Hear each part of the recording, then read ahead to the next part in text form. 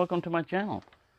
What we have here is another old timer sent to us by Toby and family. And this one is the 15 OT. And it looks like a giant sharp finger, but it's called the DeerSlayer model. Pretty cool knife. The ergonomics on this thing is great. It's got, now here's one place where I don't mind jimping at all, is when you've got a ramp up like this. This, I don't mind the jimping there. But when it's flat on the spine, and you've got a very nice area right here to hold it that really protects your hand very well from sliding up on a blade. But you've also got a choke up area.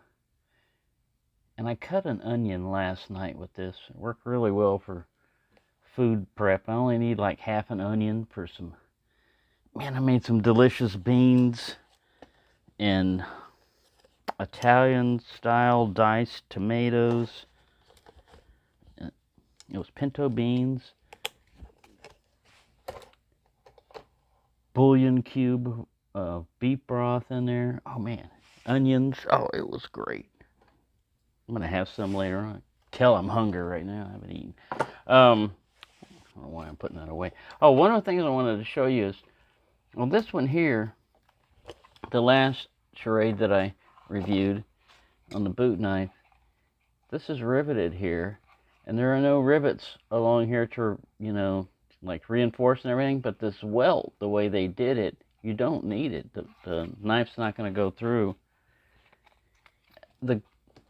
The advantages of a riveted thing like this is it's always going to be there in the right place when you snap it. Now on this one, on the other hand, it has a different setup. There is no snap holding it in place. There's no stitch or anything else, so it can move around, and it does sometimes. But you know, we'll give you some customization. You can also remove this if you don't like it, because when you do pull the knife out of the sheath, there's a little lip here where it catches on, but then it'll usually snag this. So I've gotten to where when I'm pulling this out, I stick my hand like this and I push those away. I just follow with the blade. I don't leave my hand there with the thing and get cut, you know. But like I said, there's a little, see that little retention? And without this, it holds it pretty well without that strap. But it's not 100% secure, you know. If you're doing monkey stuff like climbing up in trees or doing cartwheels, break dancing, whatever you're doing that would require this strap there. So yeah, see how I can kind of like, it'll go around and you're, I mean, you'll eventually get it no matter where it sets. Now this one, see, like I said, they've got rivets all along the way. This is perfect. And then very nice stitching. I don't know if this camera's showing it. It looks dark in this camera. Wonder if I can adjust contrast on the fly. Ooh, I can. Look at that. Whoa, too much. How about there? Is that any better? It'll automatically jump back if I set something. I found this with pictures also. But yeah, it's nicely stitched. This is leather. Now, what else was I noticed about this sheath? Was it this sheath? I think it is. Inside, there's a plastic insert. You still have leather all the way down, but there's a plastic insert shaped like a U shape. And it goes down, not all the way, but it goes down to about here. And it helps the rigidity, because I'm going, man, like, wow, what are they putting on this leather to make it so stiff? You know, I mean, it's not real thick leather. How are they getting it so stiff like that? And I looked in there, and yeah, there's a there's a little spot. Let me get a flashlight. Enhance this. This camera's having a hard time finding it. You see that gray stuff? That goes all the way down, but it doesn't go all the way over. It stops over there at the welt. See, this camera's having a turn. Focus over here, camera, you bonus. And look, look, look. There, right there. Jeez.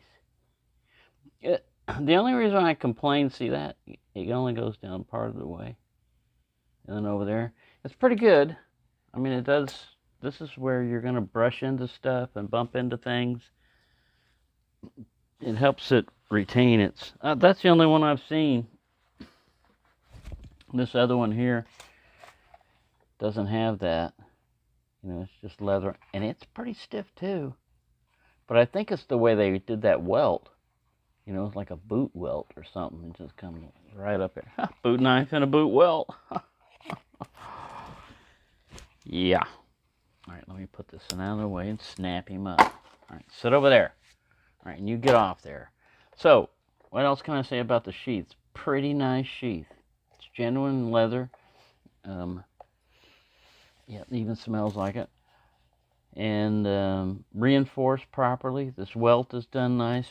Only thing I did here, you know, they're putting black dye up here, and they kind of like got up here a little bit. But yeah, no biggie, you know. Nice leather. It's better than... This is made in a China knife. I'd much rather have a sheath like this than a Pakistani leather sheath any day. See, now you can get me like, people are always slamming China knives. I usually slam Pakistani knives because one of the things that they skimp on is quality. You know, I mean, they make a serviceable knife, but I mean, if they'd just improve a few things. But we're not talking about Pakistani knives or Pakistani leather right now. We're talking about this. The steel is 7CR17 MOV, which is like 440A. One of the things I have found from experimenting with 440A, at one time, Smoky Mountain Knife Works, when they were coming out with a knife, they said it was coming out in T10 steel. And I tried like hell to patina it. I mean, I put it in vinegar. I put it in different fruits, you know, like oranges and apples, put mustard on it. I put it in enhanced vinegar with salt mixed in it for extra corrosive effect. All I could get was a little light, you know, graying in some areas that just wiped right off. Come to find out, it was 440A. They mislabeled it in their thing. But what I learned from that is, man, 440A is very stainless.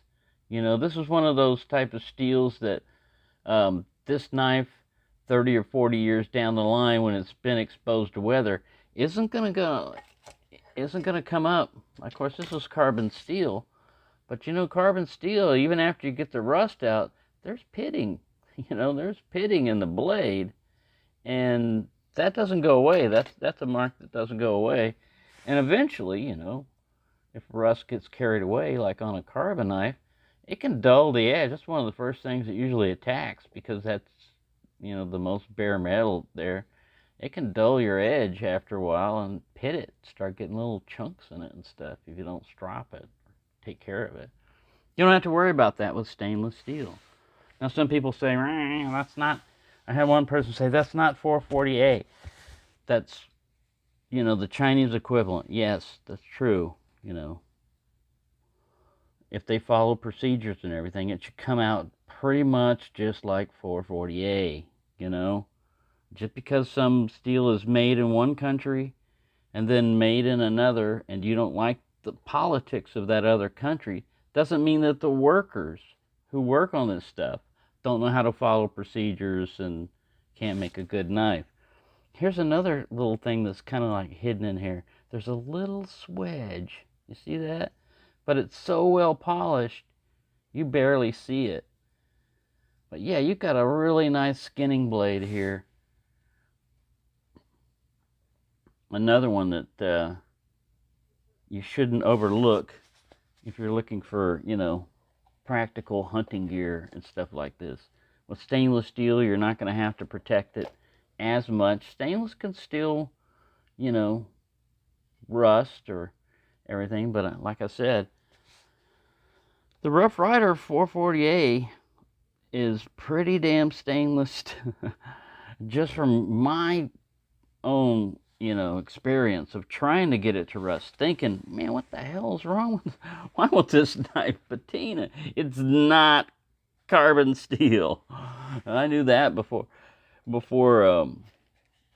the owners of the company figured it out. I had it figured out. It's like, man, y'all say. Now, what gets me is a lot of times, they're trying to just say stainless steel or carbon steel. I mean, not stainless steel, but I seem to say just carbon steel on some knives. Come on, man. You're a knife company, the largest online or whatever knife company in the world or whatever. Tell us what kind of carbon steel it is. Geez, it's not that hard, you know. There's a big difference between 1065, 1055, 1095, 1075. You know, all these different steels that are carbon. They're still carbon. T10 is a little bit different. I like T10. I'm figuring that's what they still had, but I mean, I don't understand why they didn't just say what it is. If you switch to another steel, another carbon steel, what's the big secret? You know, I mean, come on. More information is better than less on a lot of this. Also, if you go, I don't want to be super critical of it, Smoky Mountain Knife Works. I like them and everything, but they're not putting the weights on the knives a lot of times. I'll put the weight on this one with and without the sheath, and it's not that heavy. I think it's like 6 ounces or something like that. But yeah, this is a really great knife. Look how they did this bevel too. Some of them will just like angular, everything angular. This is smooth and blended.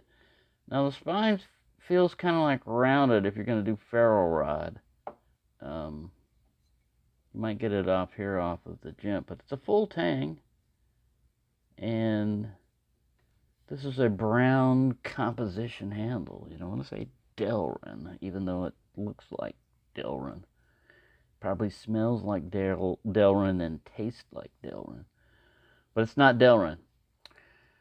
So yeah, there you go. I think I've dragged this one on pretty long. Oh man, how can we forget? It's got a point on it. We gotta do it. We gotta do it.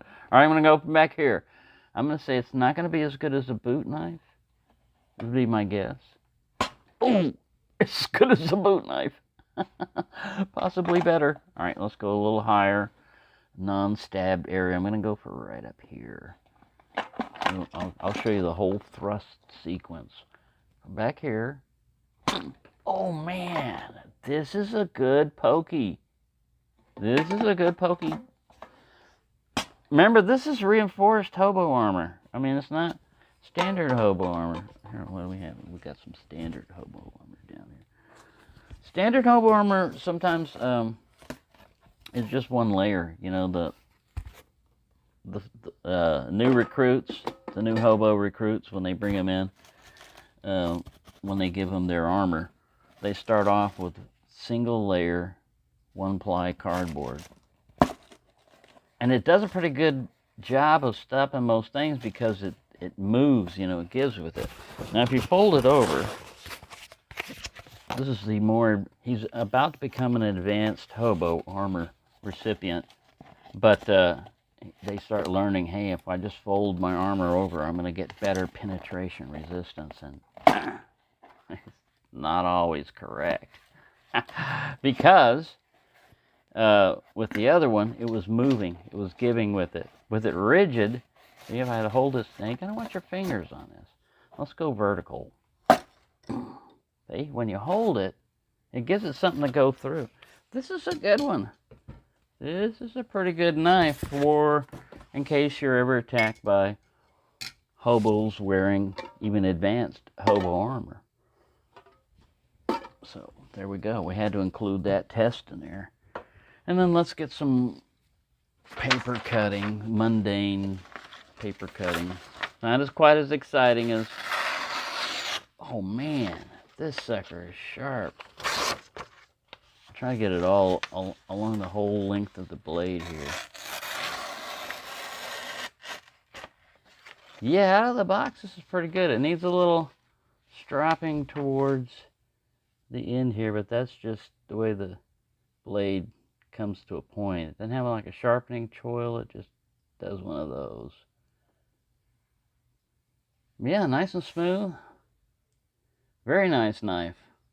That's my impressions of it. I'm going to try to give you things that you couldn't get out of statistics. You know, anybody can look at a chart, you know, and read out what it has. And one of the things is the balance of it and the feel. It's probably going to be balanced back towards the handle. Yeah, around that first pin right there. For knives that you're going to use that you're not going to do a lot of chopping with, and I mean, you could, but I mean, it just doesn't really have the weight and the belly. It's more of a skinning knife or a hunting knife. I guess you could slay a deer with it, you know, if you jump. Now, the thing is, in my imagination of slaying a deer with this knife, I'm not running up on him, you know, like trying to outrun him, because deer got 4 feet, you know. I'm up in a tree, and I'm waiting in an ambush, and one just happens to be walking along, and I'm over there, but I make a mistake. As I'm leaping with my knife in my hand to get the deer in the throat, he looks up, and he's got antlers and everything, and the antlers come up and impale me. They don't kill me or anything, but I got a hold of one antler, and he's jumping, and now he's running. I'm trying to slash his throat, and yeah, it didn't turn out as well as in my deer slaying fantasy as it maybe as yours. Maybe yours, you know, you did a buoy style, you know, you just grabbed the sucker. Ooh, it's curved perfectly for throwing too.